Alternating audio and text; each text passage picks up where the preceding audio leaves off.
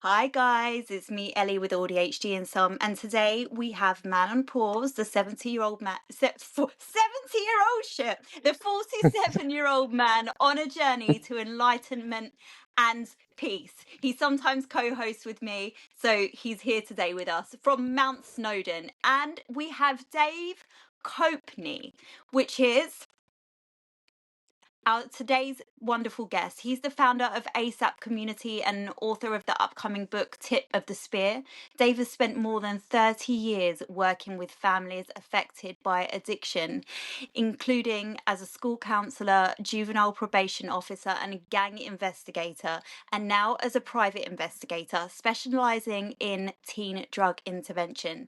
Dave's passion is deeply personal. He grew up in a family which touched by addiction like my own, losing loved ones to alcohol and drugs, and has dedicated his career to helping parents recognize risks early, build stronger relationships with their children, and take practical steps to prevent substance misuse before it begins. And today we're talking about what every parent needs to know to help to keep their children safe. Thank you so much for joining us, Dave. Hey, thank you for having me. It's a pleasure. I love your accent. Where in America are you from? Well, it's funny you would say that, my accent. I'm from Chicago, which, Okay. but usually there's a Midwestern accent that I don't really have. A lot of people think I'm from New York or some other place. So, Yeah, um, that's I, what tr- I thought. yeah, I've traveled a bit, and I think I've picked up little chips from wherever I've been. But From bits and I know places, it. yeah. It often people ask me that a lot. Yeah, it is. I did think that that would be a New York accent. And it's funny. I spent time in New York, but most of my time in Chicago or California.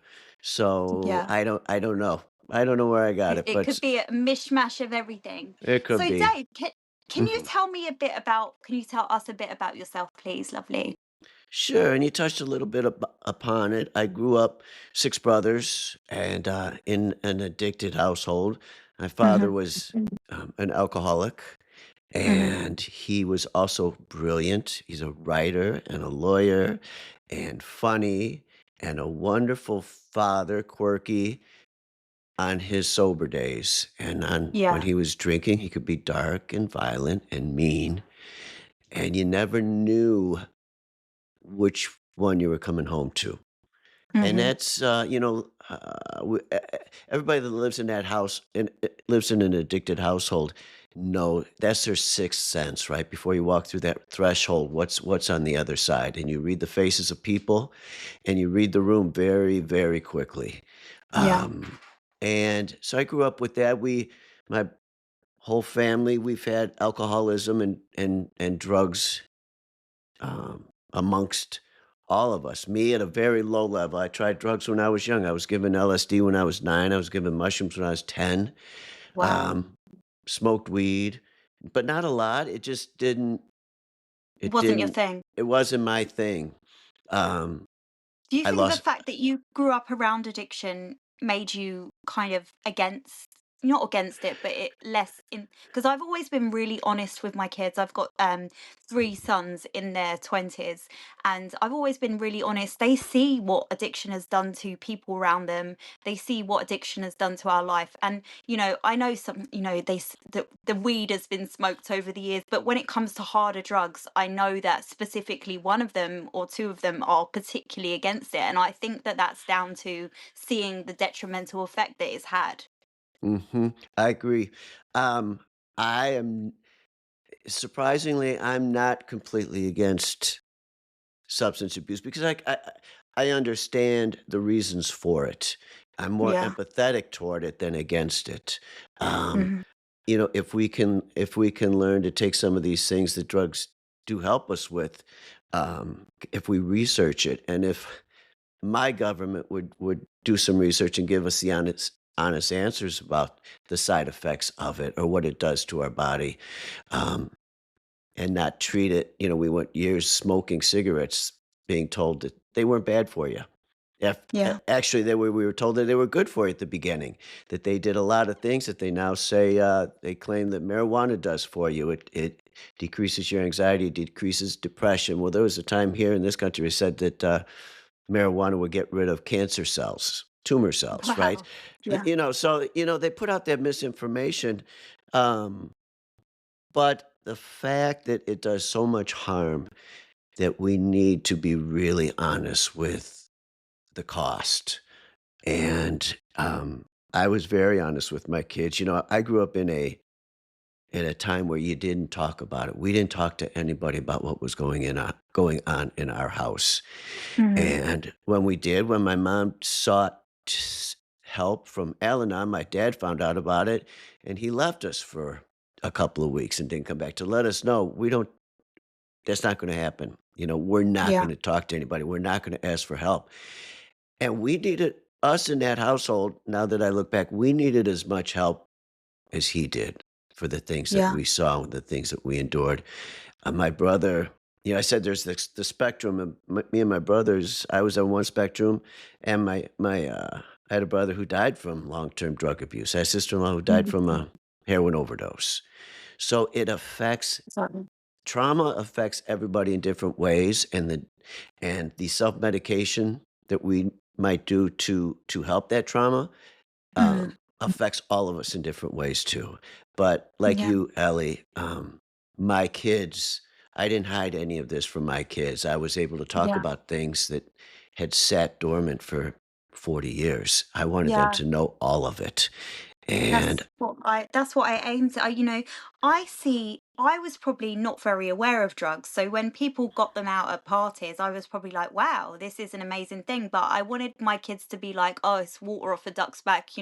I know mhm. this person, this person, this person, and their life is ruined and their looks are gone. And I just want them to see the ugly side of it. So I think it's so important that they don't think it's this glamorous thing. They know how crap it makes life. It is, and one of the reasons I'm on this mission with asapcommunity.org, and I wrote my book, was that there's a lot of information out there, but it gets confusing sometimes. One, that there's a lot of misinformation put out there, a lot of Mm. disinformation. And, you know, my wife's a doctor, my daughter is in medical school, one of them. And when they start talking about the endocannabinoid system in the brain and neurotransmitters and firing and cortisol and dopamine, it's confusing to me. And Yeah. what I've done is tried to, for me, dumb it down for me, but give Yeah. this information to Make it parents, accessible.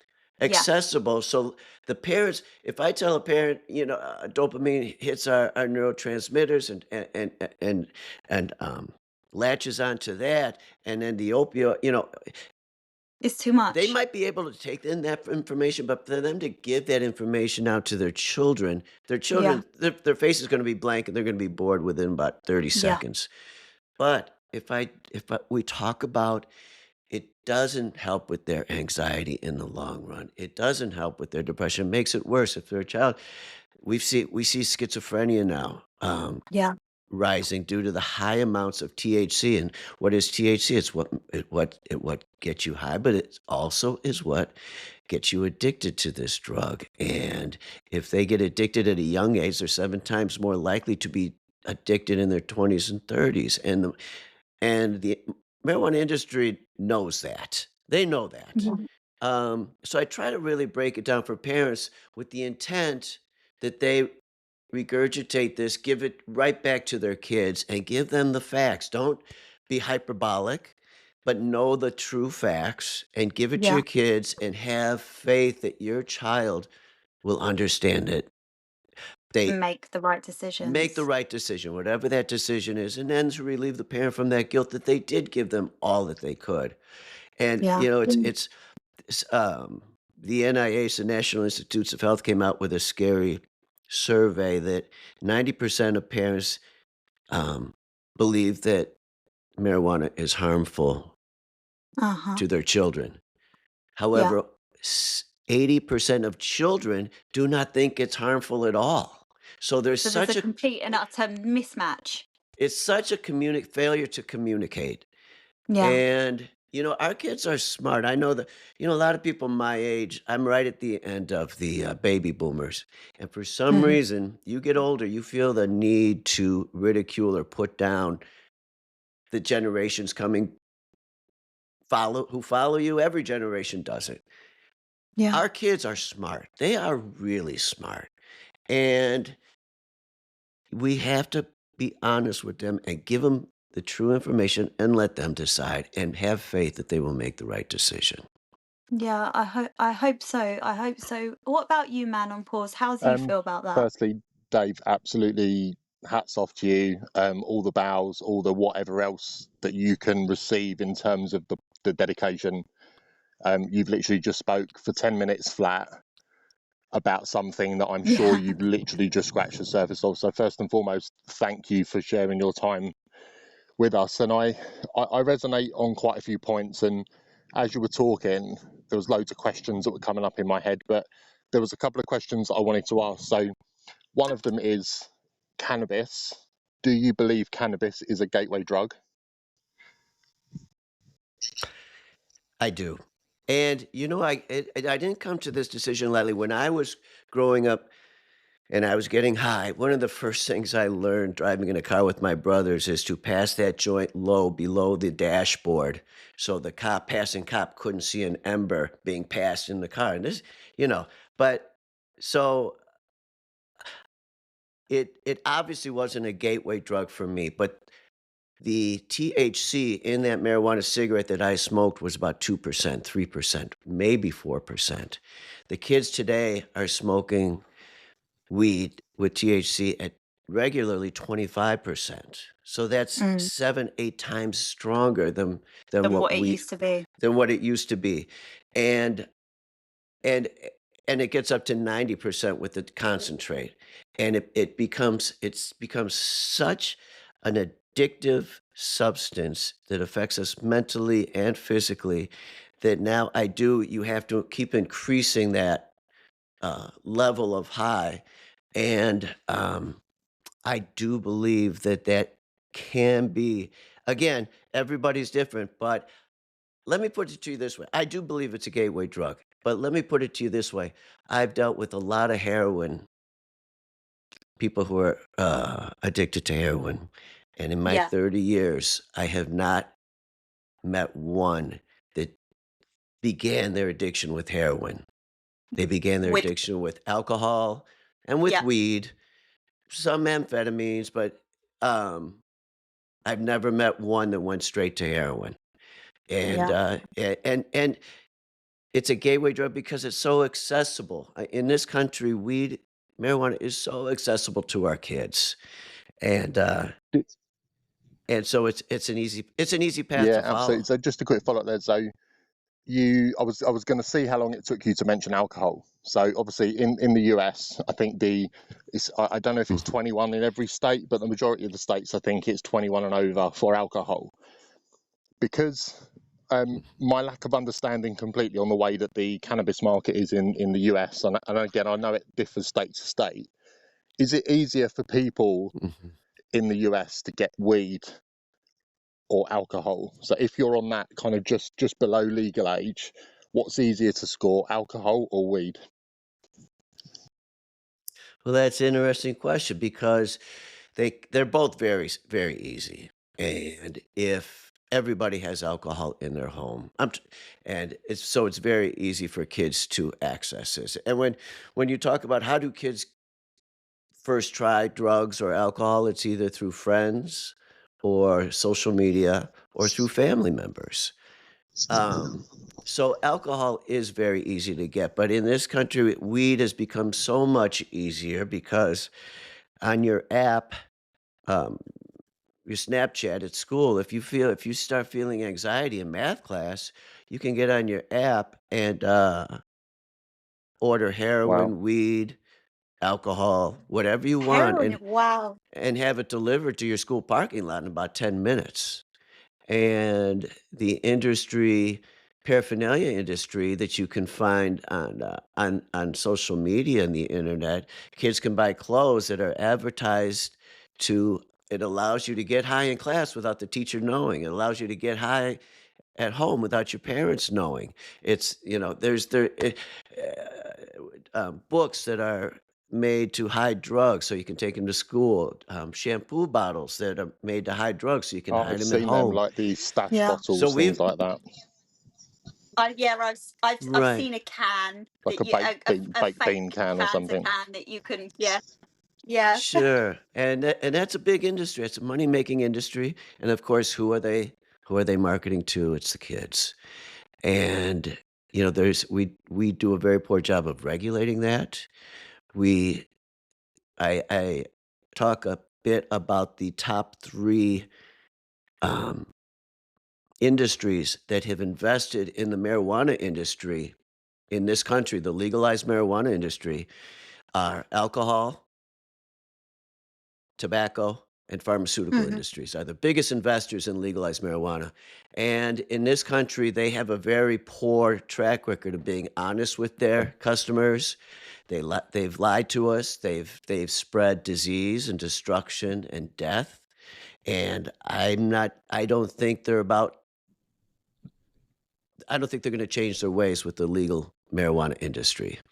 And and again, I just ask, I'm not against legalized marijuana. I think people benefit from it.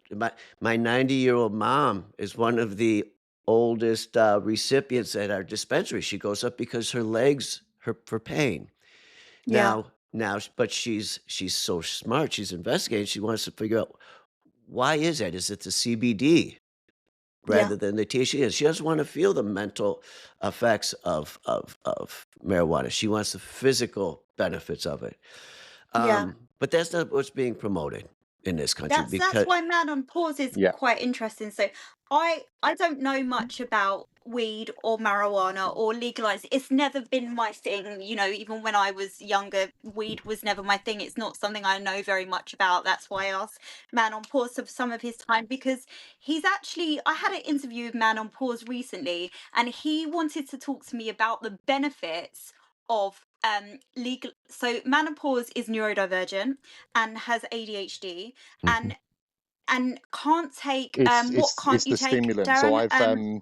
I've got a addiction risk with anything stimulant. So at the moment, Dave, it's because of the Mhm. route to medical diagnosis for me was private for my ADHD. The availability for me to get synthetic stimulant meds is blocked because our NHS authority that you probably heard of, because my diagnosis was private, the NHS will not take my what's called shared care, but I could go to any of the Mhm. many medical cannabis clinics, and I applied and I told them my story, said I've got risk to addiction, and I qualified for medical cannabis. Now, I only found this out by researching Mhm. everything myself, and the way that I found that ADHD and autism is a condition that they would accept was my research into what else can I do that might not be addictive. Now, I agree that the THC element of weed is the element that's addictive, but for me, I vape it, so I don't really get I don't really get the cannabis flower up to the temperature of burning, so I use the different Mhm. terpenes. Mhm. So the science Mhm. behind it isn't Mhm. just let's have a joint, let's burn it, THC, I'm stoned. I look for the different elements of each Right. plant to see what terpenes I can get from that to help me with my symptoms. Well, that's awesome. But isn't wouldn't it be nice if the information that you had to search out yourself was more readily available to I everyone with Absolutely, A and hundred this is one of the neurodivergent? things that 100%. I'd like Um, to try and promote. And I think for me, so your mhm. statement about the companies that invest in all of their harmful products.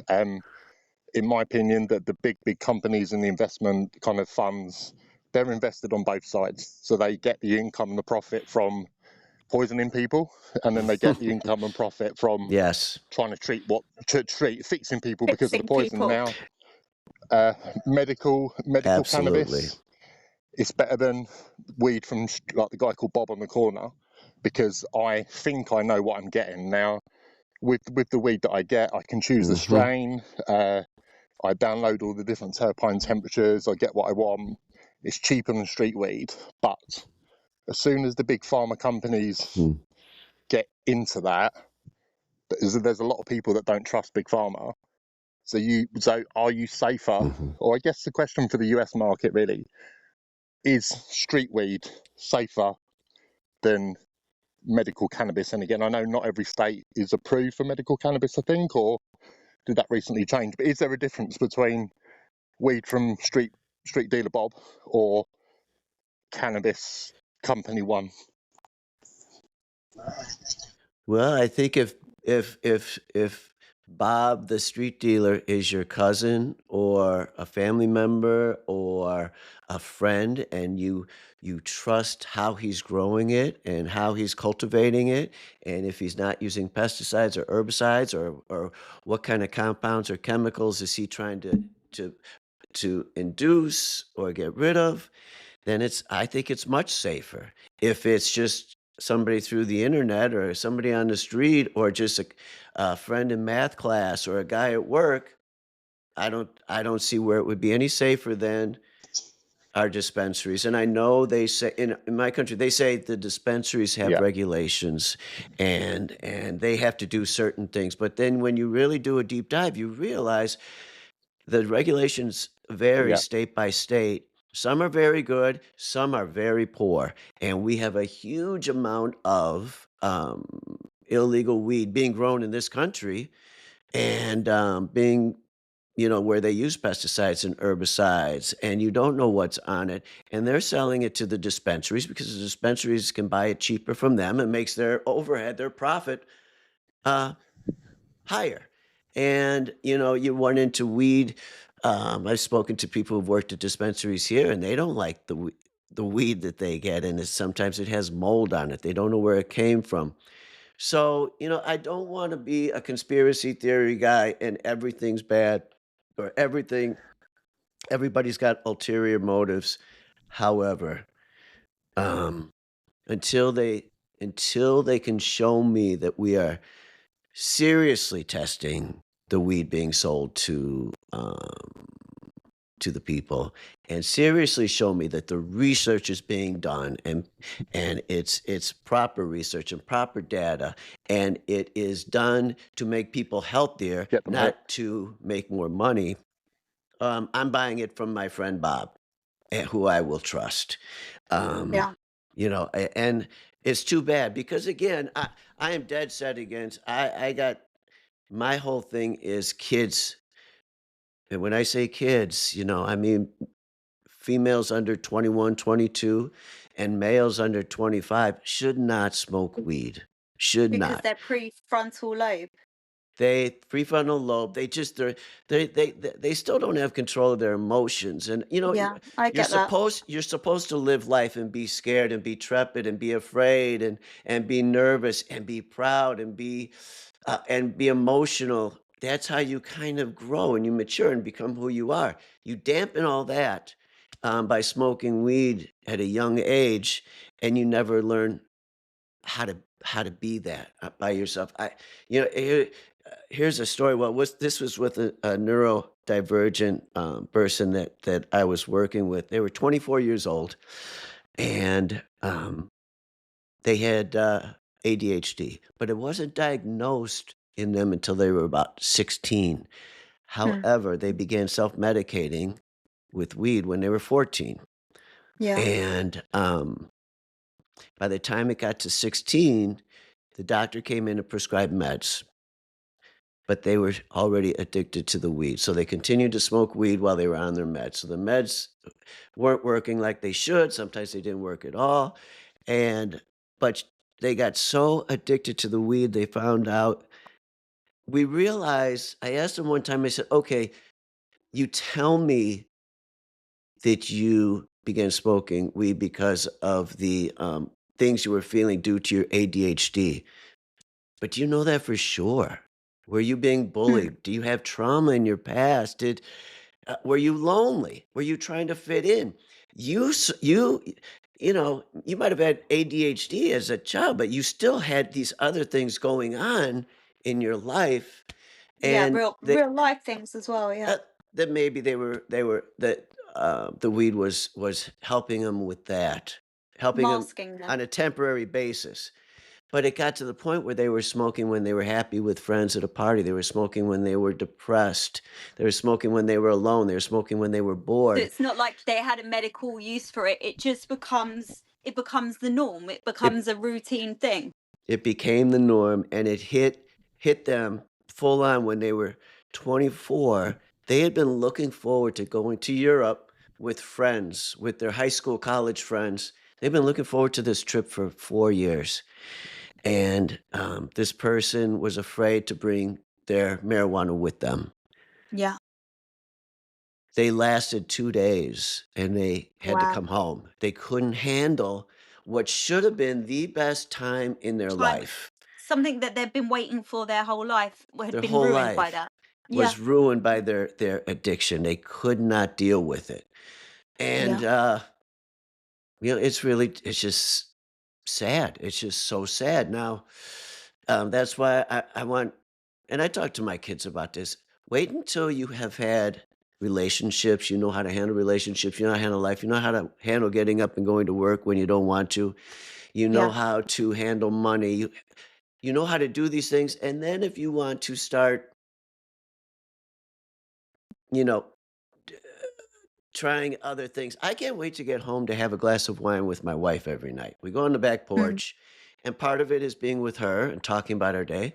Part of it's having a glass of wine, but I know how to maintain it too, Yeah. because I got to get up the next day and do the same thing. So, you know,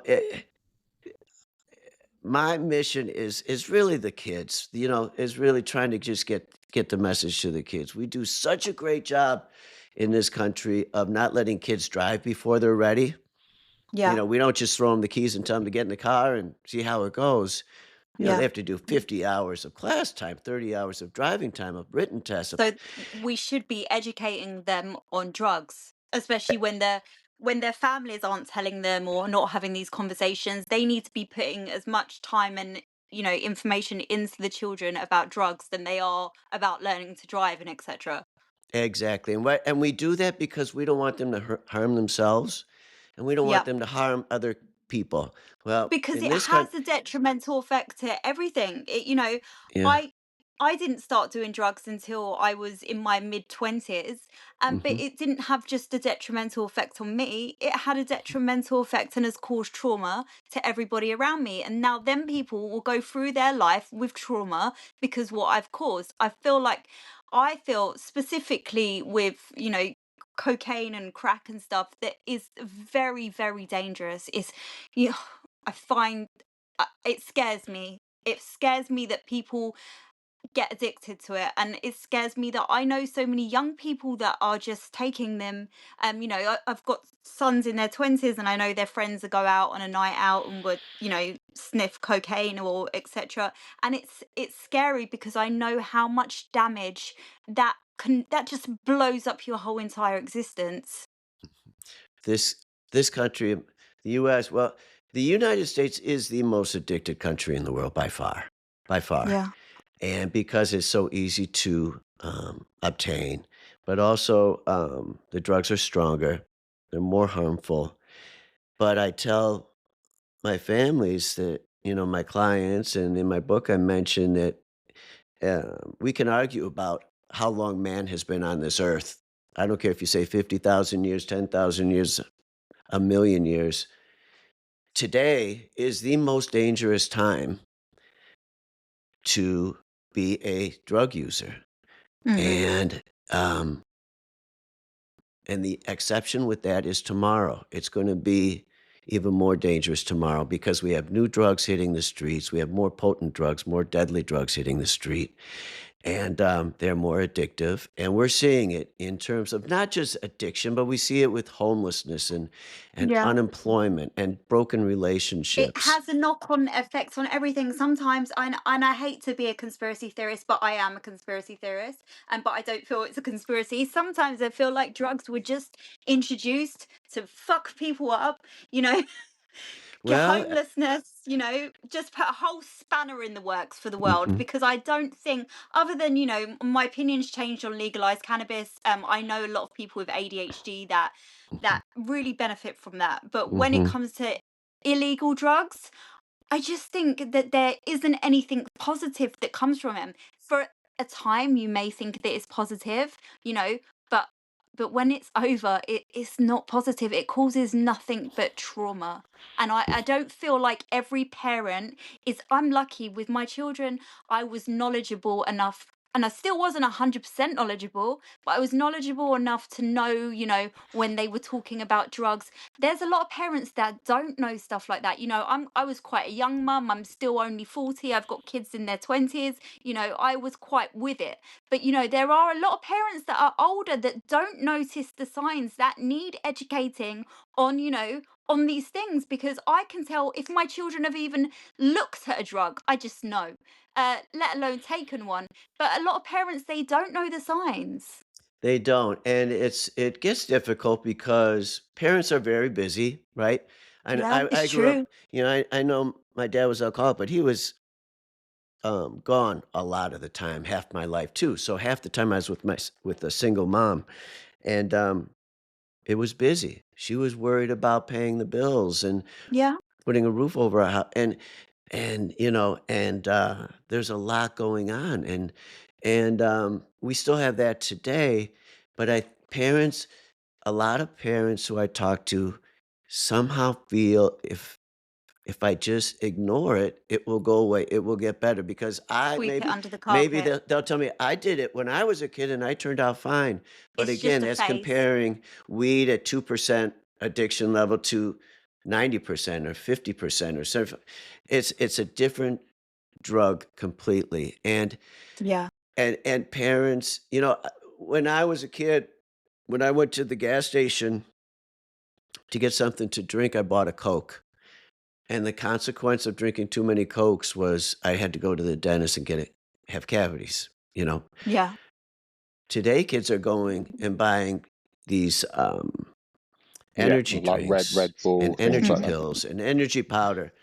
Red Bull, kratom is big in this country. Kratom it comes from a natural plant, which they like to market and say it's natural, it can't be bad for you. Well, opium's natural too, and cocoa leaves are natural too, right? So, but they use that argument. It's natural, and now kids are going in and it's unregulated and they are drinking kratom. They're getting addicted to it. It acts if you drink. It's very particular.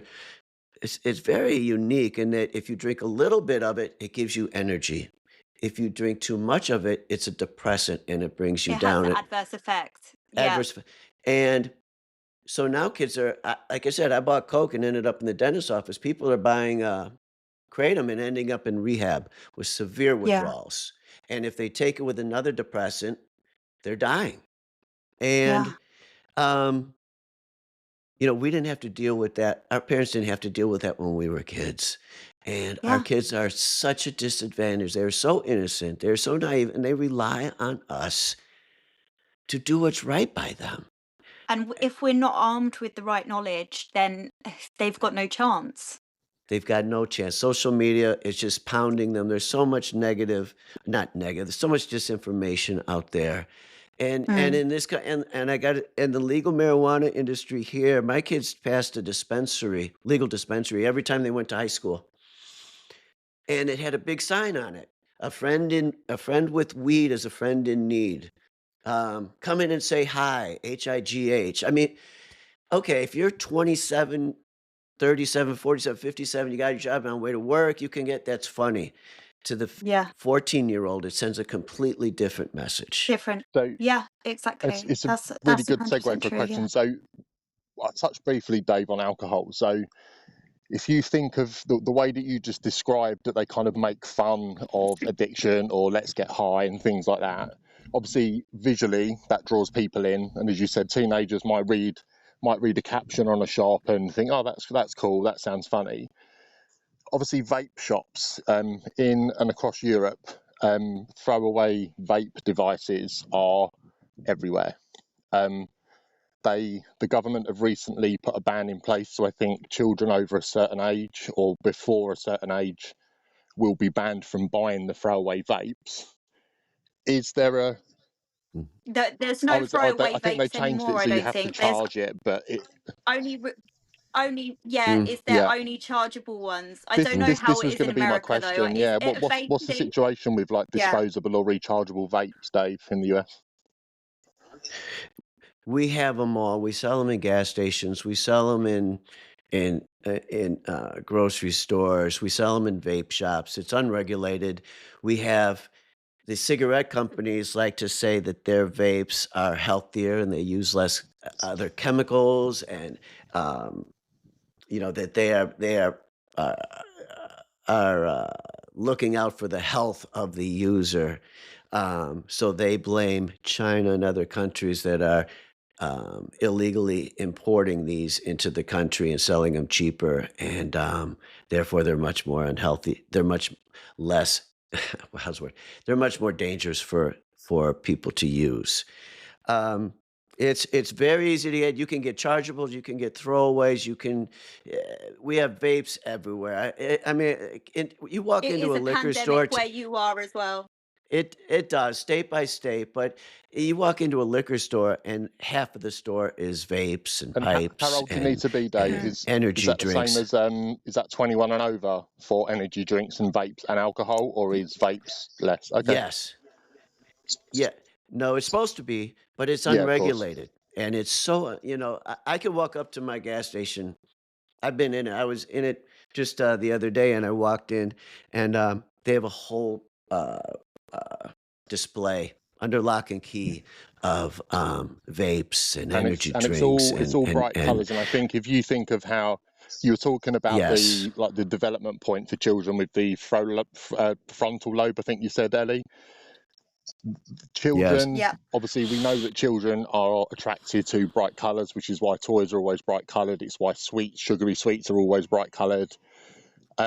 Until you try and give them a Yeah. bright coloured vegetable, then they don't want that. But all of these vapes, all the graphics, all the boxes, all the vapes themselves, they're all attractive to the eye. And I think there's a whole generation of people that are more, I guess in some ways, they're turning us into magpies. So magpies are attracted to shiny things.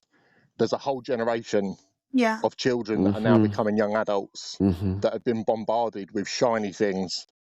And some of those shiny things are no good for them, but they buy them. Like my daughter, she's never smoked, but she vapes. And even she can't Yeah. understand why she vapes.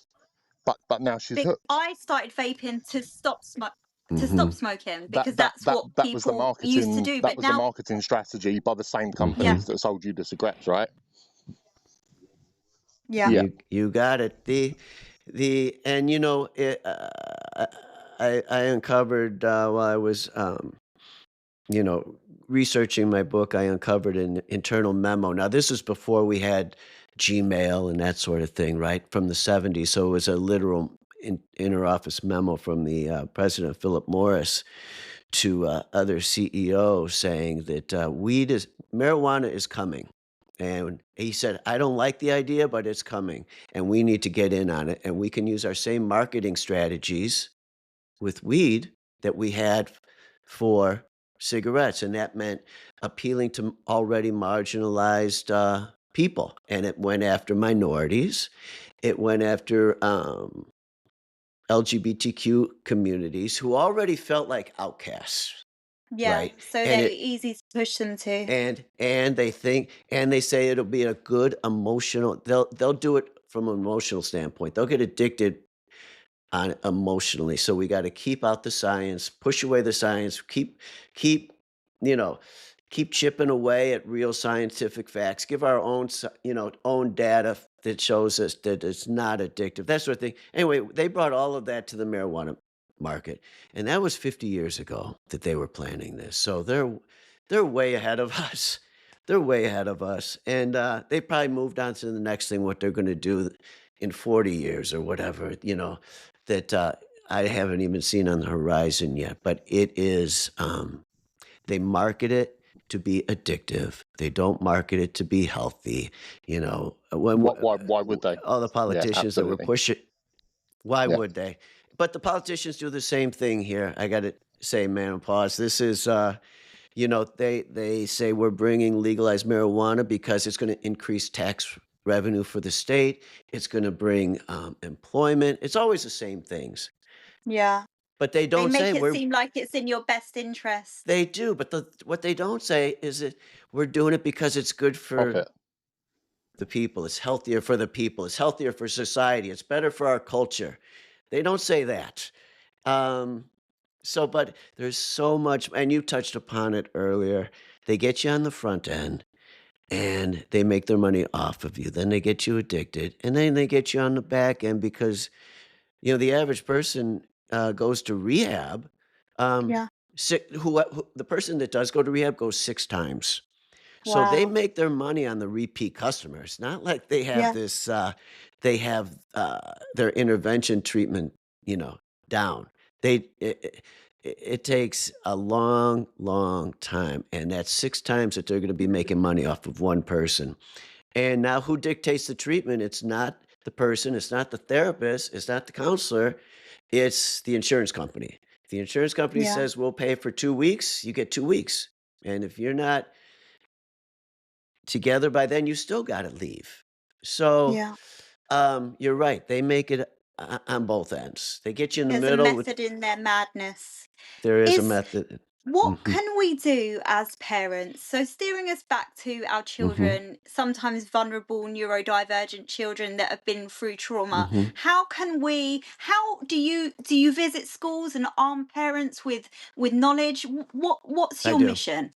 I do. I talk to a lot of parents, and first thing I want them to do is not think about how they were raised because the environment and the terrain is much different now. Yeah, The threat to their child through there was no drugs and internet when I abuse. was a kid. Right, right. It's just different. And I try to tell parents, I have a saying, permit when you can, protect when you must. And right now Mm, we're at a protection stage. And the terrain is so dangerous for our children when it comes to drugs and abuse and alcohol and self-medication that you have to be not only on guard, but you have to be on the offensive. For one, you have to know what's in your home. Let me back up. First thing I do is says it starts with you when I talk to the parents. And unfortunately, that's usually the mom. The dads are mm, slow on the uptake. The dads are slow in realizing their child might have a problem or there's things out there that's affecting their child. A lot of dads have the pull yourself up by your bootstraps, like you can do it. yeah, It's not that big a deal. I did it. I went through it. I made it. Or I've got other things to do. I go to work every day. I provide you with food and clothes and a house. You need to deal with this on your own. So moms are the key to this. But I tell the moms, you got to start with yourself. Are you okay? Are you healthy? Are you doing things that maybe send the wrong And message to your child? Are you coming home? that's a powerful Yeah, question, isn't it, are Dave? If you even it just it even just you is. saying it to me, so I've had lots of different chemical challenges throughout my life, but even you just saying that to me, I can feel the power of that question. I feel the shame from it because It how would I have ever sat down with my children and spoke to them about drugs when the first 10 years of their life they probably was surrounded by it? It is a right. really good question it is a really powerful question in lots of different senses. Well, we all do it. And Ellie, I think, you know, I, d- you know, I believe in the human nature, and I do think we all do the best we can. And some of us Yeah. need help, and some of us don't get it. So then we reach to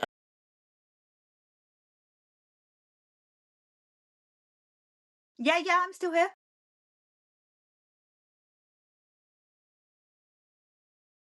Oh no, I'm still here. Yeah, Darren, are you still here? yeah, I'm here. Oh,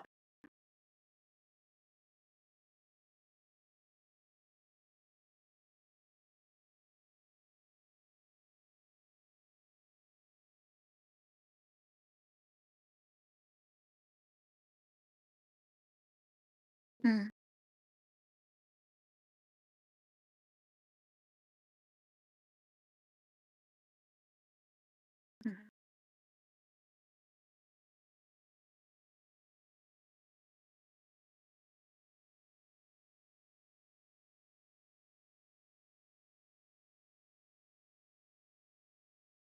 Hmm. Yeah.